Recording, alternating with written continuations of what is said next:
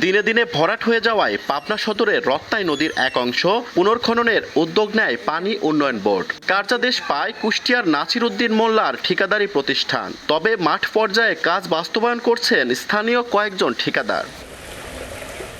এলাকাবাসীর অভিযোগ, পাড় থেকে ৩৬ মিটার গভীর করে খননের কথা থাকলেও প্রকল্পের শেষ ১ কিলোমিটার অংশের অনেক স্থানেই তা মানা হয়নি।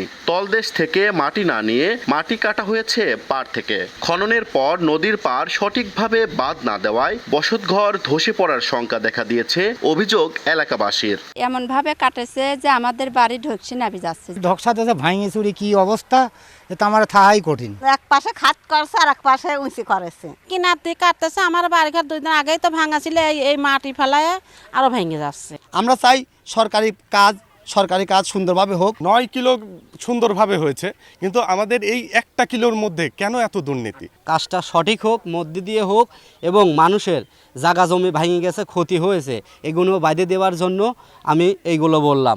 এক সাইড থেকে ওনারা এই ঠিকাদাররা এমনভাবে মাটি কাটছে, আর এক সাইডে মাটি তুলে নিয়ে আসতেছে। লাইভ বয় কিনে কল দাও টোল ফ্রি নম্বরে, আর এক নিঃশ্বাসে গোল বলে জিতে নাও ফিফা বিশ্বকাপ 2026 এর এক্সক্লুসিভ পুরস্কার। তবে বিষয়টি সমাধানের আশ্বাস ঠিকাদারের, আর অভিযোগ খতিয়ে দেখে প্রয়োজনীয় ব্যবস্থা নেওয়ার কথা জানিয়েছেন সংশ্লিষ্ট কর্তৃপক্ষ।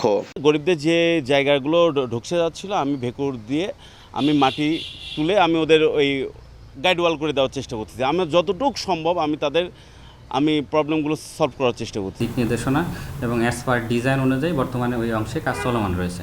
আমরা আশা করতেছি সমস্যাটা সমাধান হয়ে যাবে। এই ধরনের প্রবলেম যেখানে অ্যারাইজ করতে পারে, অ্যাডভান্স যাতে আমরা স্থানীয় স্টেক হোল্ডার যারা রয়েছে তাদেরকে নিয়ে যাতে আমরা কথা বলে দেন, যাতে আমরা এটি বাস্তবায়নের দিকে যাই।